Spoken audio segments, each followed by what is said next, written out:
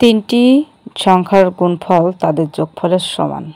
এখন বর্গের যোগফল কত? তো আমরা যদি সংখ্যা দুটো 1, 2, 3 ধরি এবং একে যোগ আর গুণ করি তাহলে দেখব কত হয়। আগে আমরা যোগ করব 1 + 2 + 3 5 হয়। এখন গুণ করব 1 2 গুণ 3 3 দুগুণে 6 6 কে 6। তাহলে 1 2 3 নিলে যোগফল এবং গুণফল সমান হচ্ছে। এখন এর আবার বর্গের যোগফল কত হবে? 1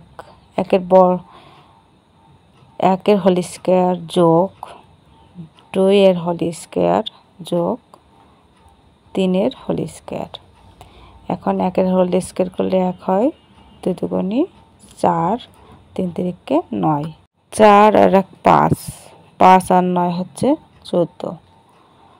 তাহলে উত্তর হবে 14। তো বন্ধুরা, এই ছিল আজকের ভিডিওটা ভালো লাগলে অবশ্যই একটা লাইক কমেন্ট শেয়ার করবেন। ধন্যবাদ।